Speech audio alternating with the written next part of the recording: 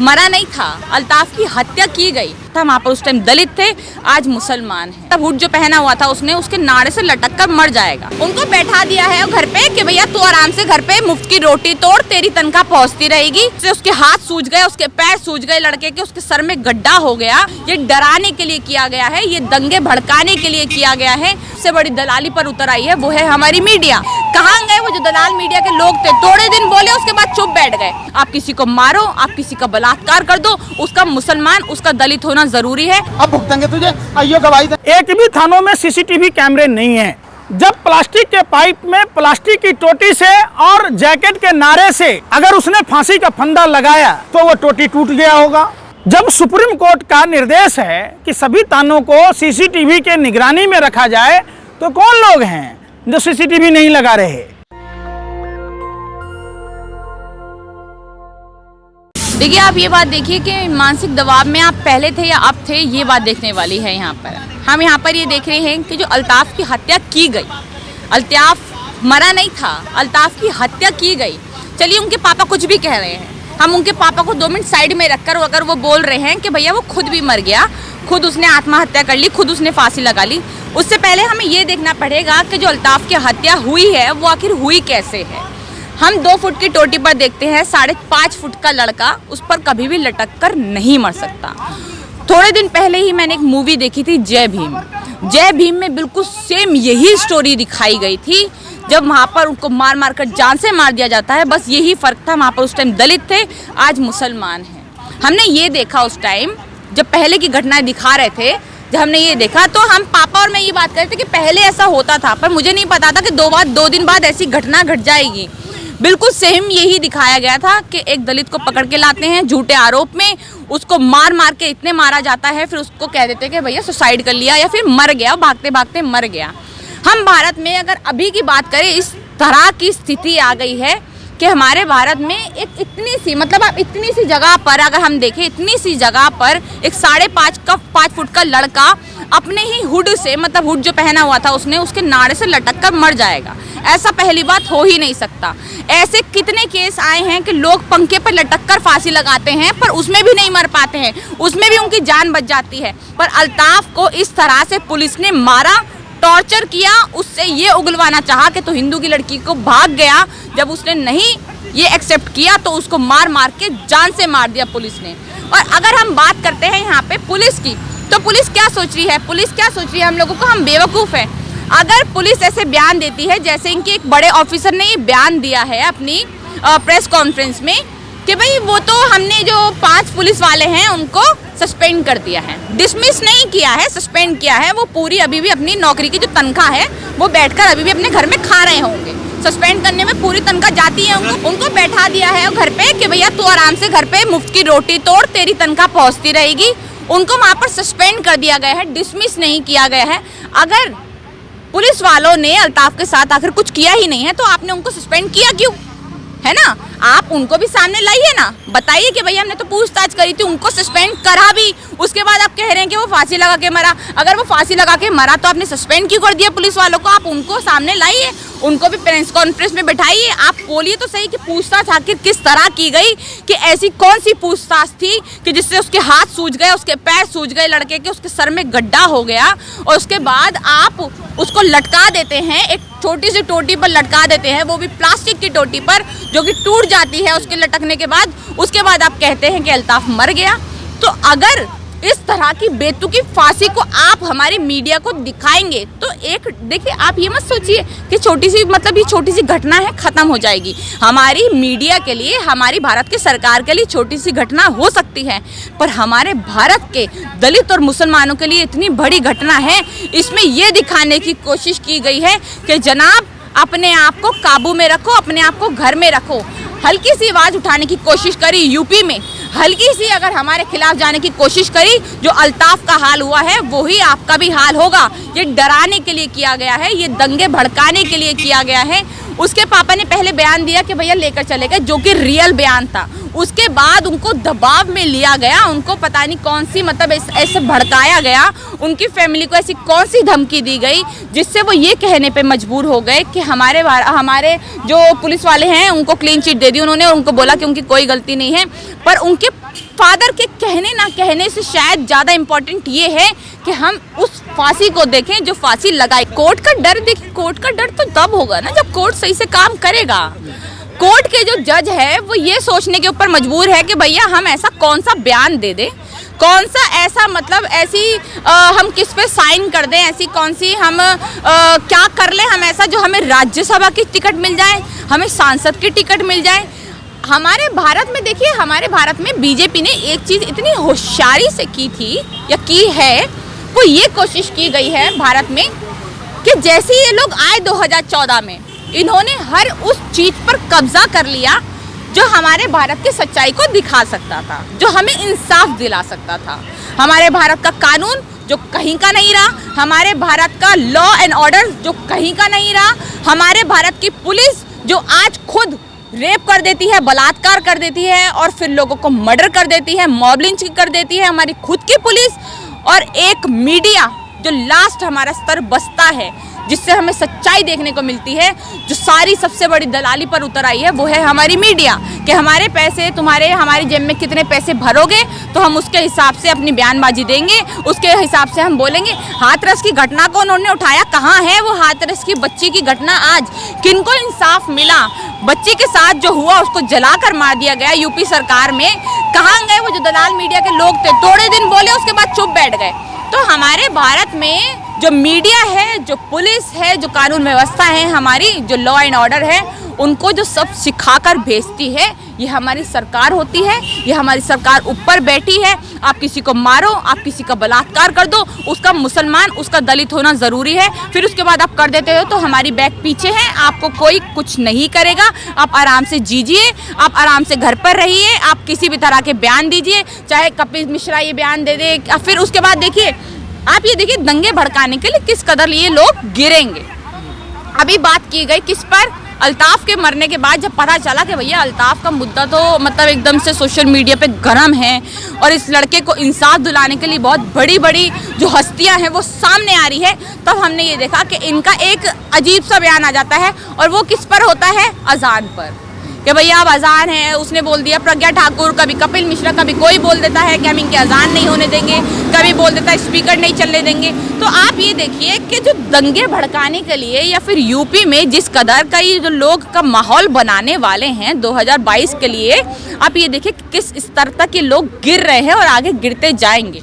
हमारे भारत में जो स्थिति हमें देखने को मिल रही है, मुझे लग रहा है 2022 तक आते आते ये स्थिति और घटिया और ज़्यादा गिरी हुई होती जाएगी। और हमारे भारत में शायद अभी 2022 से पहले एक अल्ताफ मरा है, ऐसे बहुत सारे अल्ताफ आएंगे, बहुत सारी बच्चियों के साथ ये पता नहीं क्या क्या करेंगे, बोलना भी नहीं चाहिए। पाया जाता है एक तो मुसलमान गरीब आदमी, और फिर निश्चित रूप से पुलिस ने उसको धमकी दी गई होगी, उसे डराया गया होगा या उसे कोई लालच दिया गया होगा।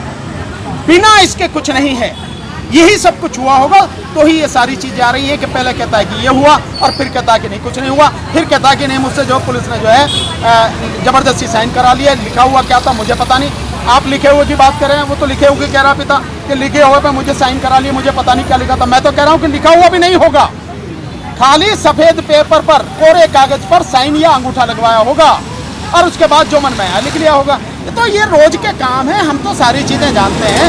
अगर प्रॉपर तरीके से इन्वेस्टिगेशन हो जाए, दावे के साथ कहता हूँ 80% पुलिस वालों की फीस उतर जाएंगी अगर तरीके से इन्वेस्टिगेशन हो जाए। नहीं, जांच का मामला तो कुछ रह ही नहीं जाता। आप देखें ना कि जैसे ही कंपनसेशन दे दिया फिर जांच कहाँ रह गई?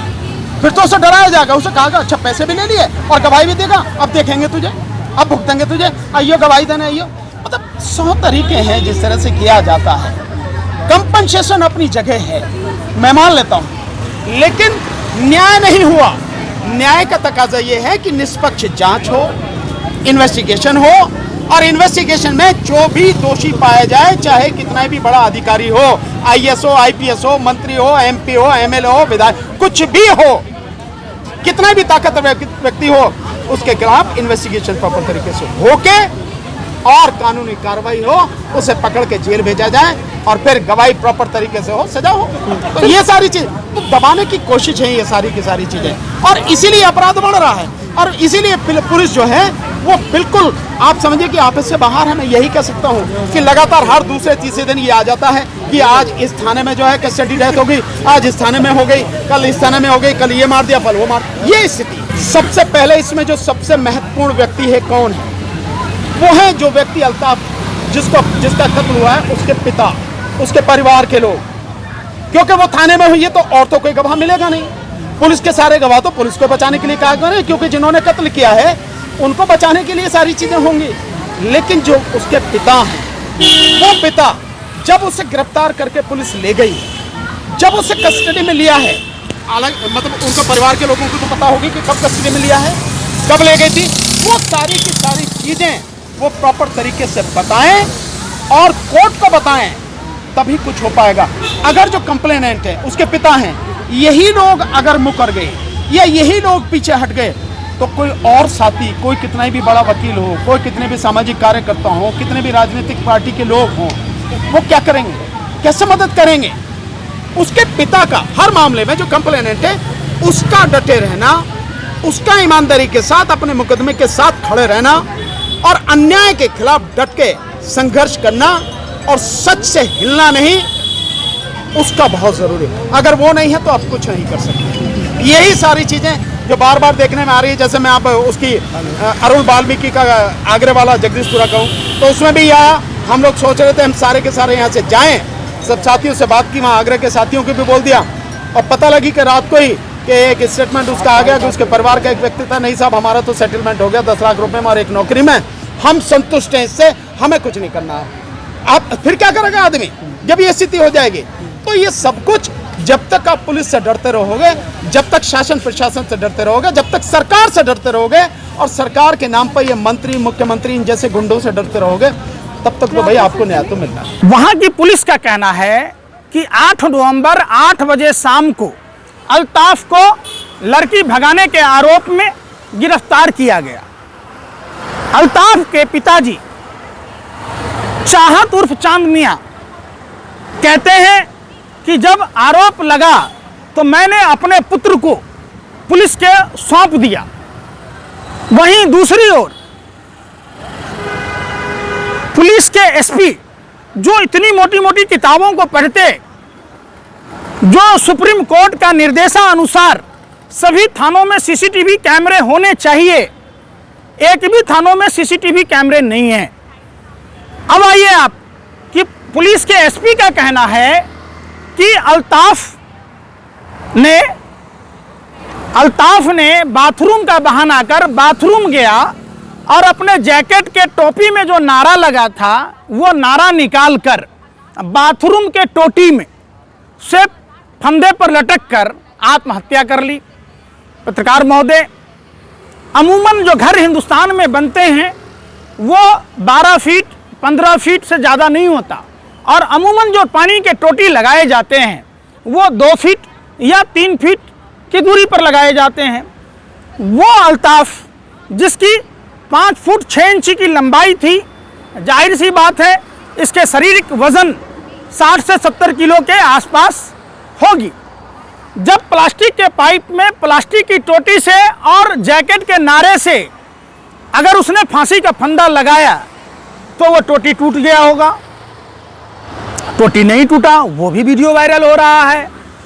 तो ओवरऑल आप अगर देखेंगे उत्तर प्रदेश में, चाहे वो विकास दुबे से जुड़ा हुआ मामला हो, जो विकास दुबे भाजपा से संलिप्तता रखता था, नरोत्तम मिश्रा का करीबी था, जो विकास दुबे पुलिस का हत्यारा था, वो यूपी से फरीदाबाद से मध्य प्रदेश उज्जैन पहुंच जाता है और वहां सिलेंडर करने की बात कहता है। वहां की पुलिस लाती है, पत्रकारों को भगा देती है, बैठती किसी और कंपनी की गाड़ी में है, पलटता गाड़ी कोई और कंपनी है। एक लंगड़ा आदमी रिवर्स में भाग रहा होता है, उसके सीने में गोली लगी होती है। ऐसे ही दूसरी घटना हाथरस की हुई। हाथरस में महर्षि वाल्मीकि समाज की बिटिया बहन मनीषा के साथ दरिंदगी हुई, जीभ काट दिए गए, रीढ़ की हड्डी तोड़ दी गई। चूंकि जो दरिंदे थे, जो अपराधी थे, उसको उत्तर प्रदेश की शासन प्रशासन बचाने के लिए 18 दिन तक एफआईआर दर्ज नहीं करती है।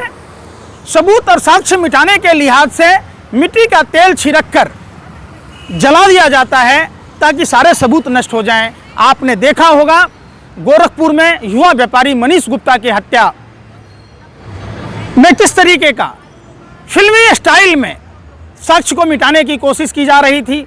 जब इसमें देश भर से सवाल उठने लगे तो उनके परिवार के लोगों को नौकरी और मुआवजा देकर शांत किया गया।